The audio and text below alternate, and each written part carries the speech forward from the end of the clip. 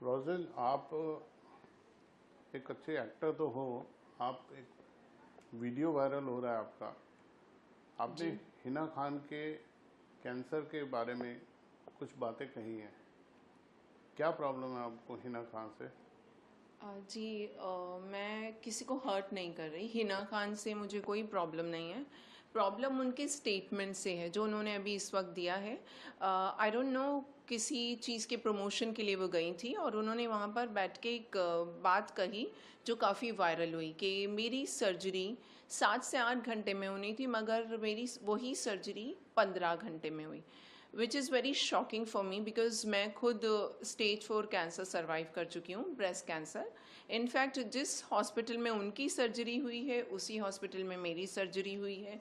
हम दोनों के सेम डॉक्टर हैं। ओ, इनफैक्ट वो स्टेज 3 पर है। तो इस चीज़ के बारे में जब मैंने क्या नाम है सवाल किया, डॉक्टर का? डॉक्टर मंदार नाटकर्णी।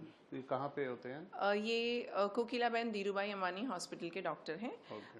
हालांकि वहाँ पे एक और भी डॉक्टर है फीमेल, बट मेरी सर्जरी उन्होंने की है। मोस्टली जितनी भी सीनियर जो सीरियस पेशेंट्स होते हैं उनकी सर्जरी वो ही करते हैं।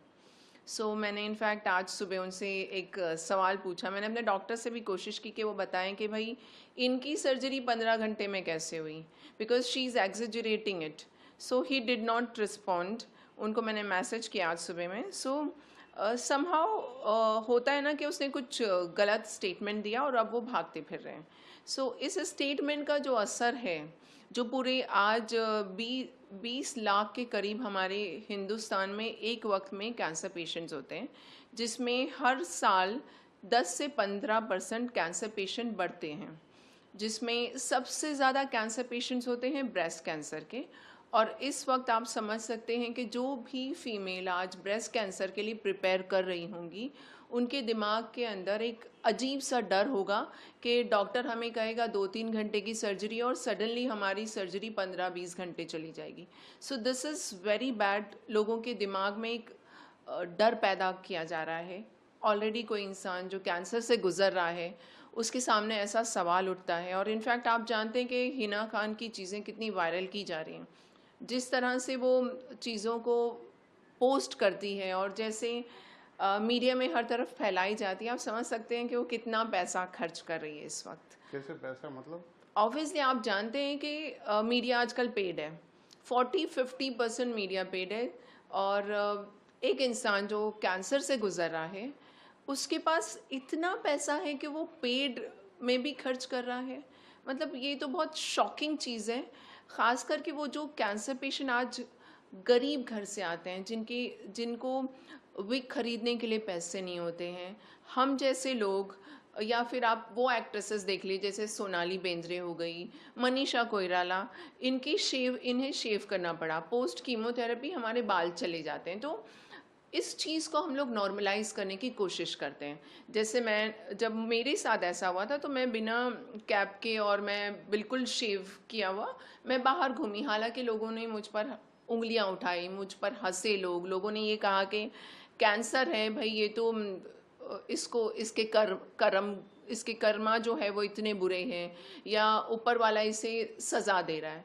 तो इस तरह की सोच है इस देश में। लोग कैंसर से डरते हैं, लोग कैंसर को श्राप समझते हैं। तो ऐसे में इस चीज़ को नॉर्मलाइज करना बहुत ज़रूरी है।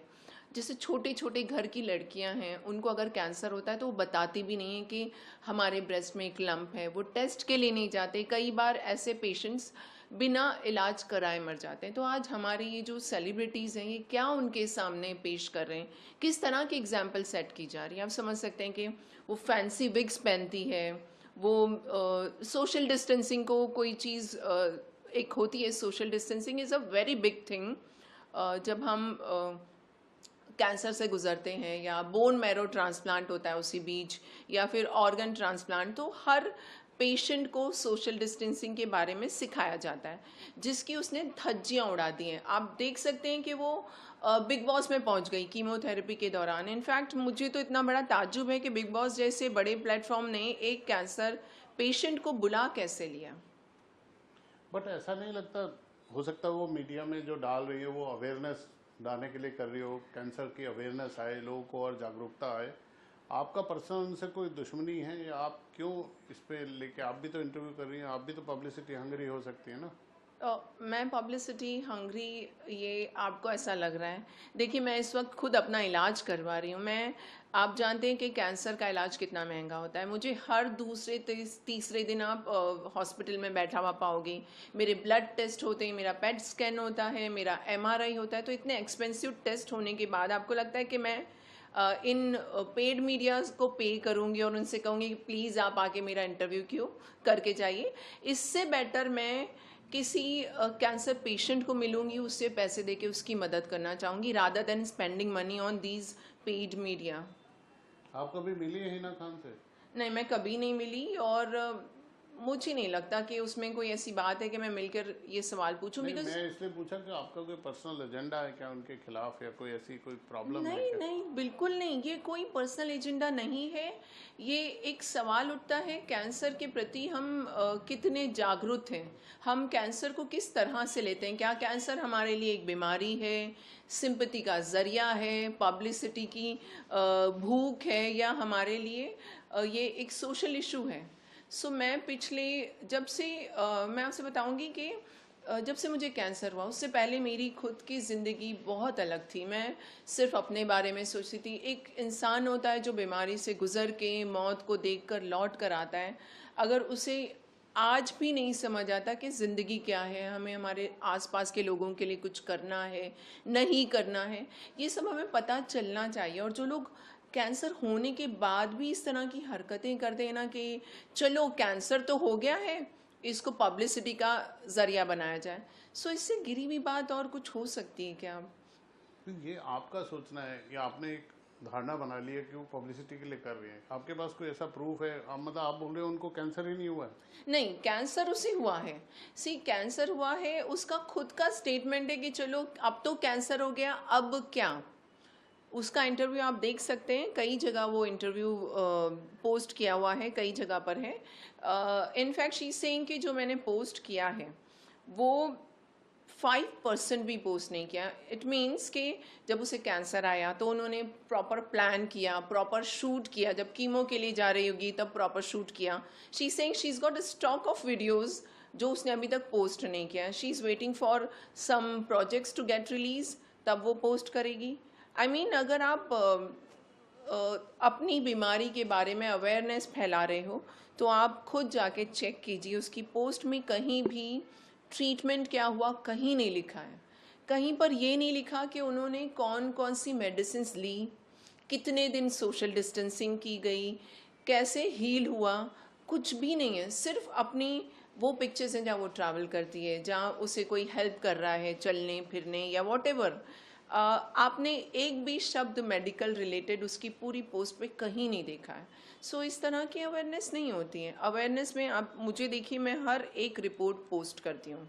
मैं, अगर मुझसे कोई पूछता है कि आपका ट्रीटमेंट क्या हुआ, तो मैं उनसे कहती हूँ TCHP सर्च कीजिए, आपको पता चलेगा कि मुझे कौन कौन से इंजेक्शन्स दिए गए। और TCHP एक स्टैंडर्ड मेडिसिन है जो हमेशा स्टेज 4 के पेशेंट्स को दी जाती है, and this is a targeted therapy.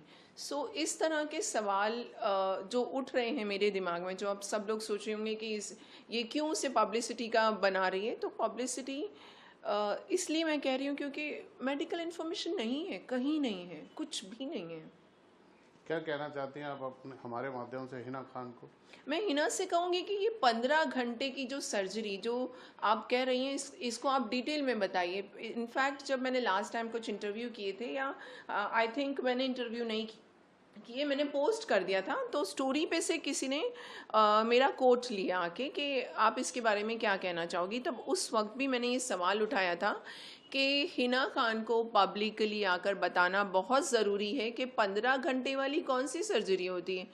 I don't think कि उन्होंने डबल मास्टेक्टमी कराई है, उनका एक ही ब्रेस्ट की सर्जरी हुई है। सो ऐसी कौन सी सर्जरी हुई? इनफैक्ट मैं चाहती हूँ कि कोकिलाबेन धीरूभाई अंबानी और उनका जो डॉक्टर है, डॉक्टर मंदार नाडकर्णी, उन्हें भी सामने आकर बताना चाहिए कि भाई बहुत ज़्यादा कुछ कॉम्प्लिकेशंस आ गए थे क्या, या क्या इशू हो गया था जो इस तरह के स्टेटमेंट दे रही है।